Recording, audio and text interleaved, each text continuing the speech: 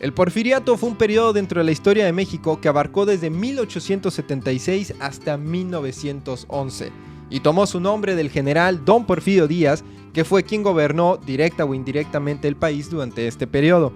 En 1910, cuando anuncia otra vez su reelección, un hombre llamado Francisco I. Madero decide que ya no más y ahora él quiere contender por la presidencia.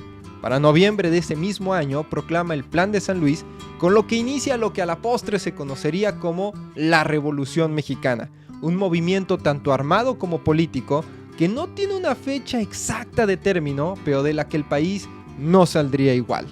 Por eso, el día de hoy, yo, Fernando Castro, el profesor lector, quiero hablar sobre la novela revolucionaria, también conocida como la novela de la Revolución Mexicana.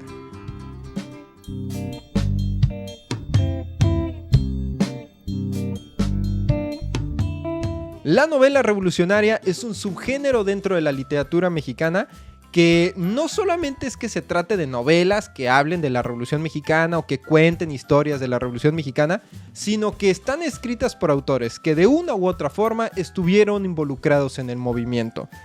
La novela revolucionaria va a tocar fibras muy sensibles, van a ser novelas muy especiales porque plasman las luces y las sombras, lo mejor y lo peor de este movimiento armado. De hecho, aquí vamos a tener desde batallas encarnizadas, amigos traidores, pobreza, hambre, campesinos enojados, ciudadanos confundidos, gobierno en decadencia. Vamos a tener muchas cosas feas, pero también muchas cosas positivas, porque de esto tenemos un movimiento que genera un renacer dentro de la sociedad. Aquí va a ser común encontrar la imagen del caudillo mexicano, este personaje que con heroísmo, trepado en un caballo, puede dirigir grandes tropas hacia la victoria y que se puede jugar el pellejo en el campo de batalla todos los días sin el menor temor, pero que al mismo tiempo es un traidor, un mujeriego y un vividor. Estas escenas crean una especie de antihéroe bastante agridulce que todavía la sociedad mexicana hasta el día de hoy sigue siendo difícil de digerir. Aún hoy seguimos discutiendo si fueron héroes o villanos, y en parte porque no hemos terminado de entender que como todos fueron humanos, gente con luces, con sombras, con altos, con bajos, solamente que tal vez, y solo tal vez, a diferencia de nosotros, seres humanos comunes y corrientes, sus claros eran muy claros y sus oscuros eran muy oscuros.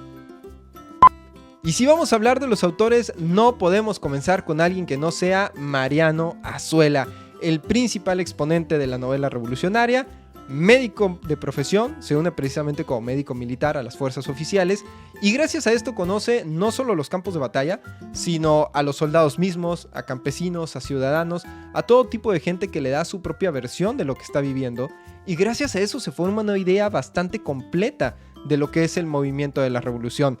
Todo esto lo plasma en su novela Los de Abajo, que es un hito dentro de la literatura mexicana y que, dicho así muy a grandes rasgos, trata de un hombre que un día se sube a un monte con una carabina y empieza su propio movimiento armado. Se le van uniendo más personas y más personas hasta que logra engrosar sus filas y convertirse en el general. Esta novela nos va a plasmar toda una gama de matices que van desde los ideales encarnizados y fanáticos hasta las grandes masas que luchaban y se jugaban el pellejo todos los días sin tener ni la menor idea de por qué. Un segundo autor de este movimiento es Gregorio López y Fuentes, un autor que a mí en lo particular me da mucha nostalgia y mucho cariño porque yo de joven leí un cuento de él que se llama Una carta a Dios. Es un cuento súper tierno, súper lindo, pero que al mismo tiempo refleja muchas de las características de la novela revolucionaria.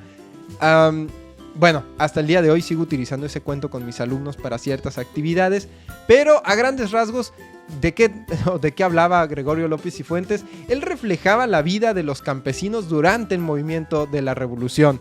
Sí, de hecho su obra principal, que se llama Tierra, va a pintar distintos cuadros sobre la vida diaria, las costumbres y las creencias de los campesinos durante este movimiento, lo cual es bastante interesante porque el campesinado se sentía defraudado por todo un siglo completo. Desde la independencia había promesas de ayudar al campo y habían sido siempre abandonadas, fueron retomadas durante la Reforma y otra vez fueron abandonados. Don Porfirio Díaz lo que menos le importó fueron los campesinos y cuando llega Madero, ellos la verdad no se sintieron muy ilusionados porque como que eso de sufragio efectivo no reelección, pues no era algo que a ellos les interesara. Ellos no buscaban una reforma electoral, ellos buscaban una reforma campesina. ¿Qué sucede? Que Madero les promete cambios en el campo y una vez que toma el poder ellos se sienten otra vez defraudados y es en ese momento donde todo el enojo campesino se encarna en la vida real en el personaje de Emiliano Zapata, el que va a ser conocido a la postre para bien y para mal, para mitos y para verdades, como el campesino que se levantó en armas contra el gobierno. En tercer lugar tenemos que mencionar a Martín Luis Guzmán, un hombre de carácter y periodista que se unió a las filas de Pancho Villa, con quien tuvo una relación de primera mano, que eventualmente fue exiliado del país, luego regresó, publicó en diversas revistas, periódicos, llegó a ser senador, miembro de la Academia Mexicana de la Lengua, etcétera, etcétera, etcétera, pero cuya fama se debe principalmente a sus dos obras icónicas que son El Águila y la Serpiente, de 1928, y La Sombra del Caudillo, un año después. Estas dos historias no solamente son una crítica política, sino un reflejo histórico de la Revolución Mexicana. A Mariano Azuela y Martín Luis Guzmán se les conoce como los dos personajes más icónicos de la novela revolucionaria. Ahora, otro imperdible, o mejor dicho, otra imperdible, es Nelly Campobello, una mujer que no solo escribió narrativa, también era muy buena poetisa y que además era pionera del ballet en México, fundadora de compañías de ballet y considerada la primera prima bailarina en este país. De joven era admiradora de Pancho Villa y por eso cuando termina la primera etapa de la revolución y el movimiento se institucionaliza, siente que el gobierno le da la espalda a estos personajes al traicionar la imagen que había de ellos. Por eso es que en 1929 refleja esto en su primera novela llamada Cartucho, Relatos de la Lucha en el Norte de México, donde plasma una imagen muy distinta de la Revolución Mexicana, no en el sentido de que fuera una revolución diferente, sino es un aspecto novedoso de la revolución. Es decir, refleja lo cotidiano, la vida diaria, cómo la vivieron las mujeres, los jóvenes e incluso los hombres del campo de batalla, pero en su intimidad. Cómo las mujeres en ocasiones estaban detrás cuidando el hogar, pero también en muchas ocasiones estaban ahí, en el campo de batalla, en las filas con los hombres. Esta cara distinta de la Revolución Mexicana fue precisamente la que reflejó Nelly Campobello. Y vamos a terminar este video hablando de Agustín Yáñez, quien incluso llegó a ser secretario de Educación Pública. Este hombre era muy apegado al realismo, de hecho muchas de sus narraciones se inspiraban en cosas que él observaba en la vida diaria y va a reflejar la cultura mexicana con sus tradiciones, pero también con sus conflictos, contradicciones, en todos los sentidos. De hecho, dentro de sus historias tiene mucha importancia el catolicismo y la figura del sacerdote como líder dentro de una población rural.